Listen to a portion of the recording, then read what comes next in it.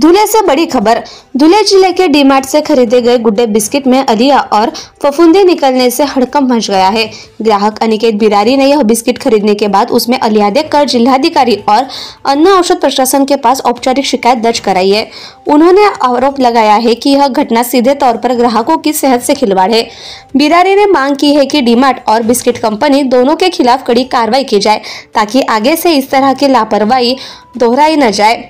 फिलहाल प्रशासन ने तक्रार संज्ञान में लेते हुए तपास शुरू कर दी है। तर ती जमा केलेले धुळे ऑफिसला, तर त्यांनी मेल पण करायला सांगितलं याला मुंबईच्या याला। मग काय सांगू नाही एवढं एकच सांगा की बाबा आम्ही मध्ये दिनांक 14 तारखेला ये बघूया आपण आणि कुठलं मुदत संपली का? हो अजून 2 महिन्याची पॅकिंग आहे 60 2025 आणि ते एक्सपायरी 2/26 झाली 2 महिने झाले। एकच महिना झाला तरी असं प्रॉब्लेम। नमस्कार धुळेकर, मी अनिकेत बारी, राहणारा धुळ्यामधला। ऍक्च्युली काही दिवसापूर्वी ना मी नेहमी डीमार्ट मधून माल घेत राहतो किराण्यासाठी, घरगुती याच्यासाठी। तर आता रिसेंटली मी कालच माझ्या मिसेसने गुड्डेचे बिस्किट होतं आणलेलं डीमार्ट मधून, पण ते उघडल्यावर त्याच्यावरती सगळं त्याच्यामध्ये आळ्या होत्या, त्याच्यात बुरशी होती त्याला लागलेली।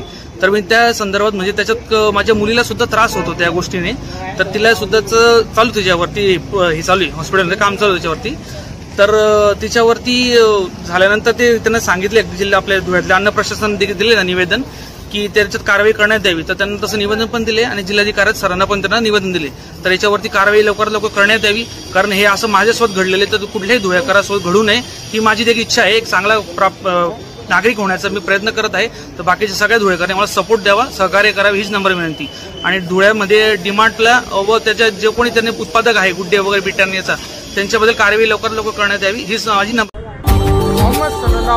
Subscribe now and press the bell icon. Never miss an update.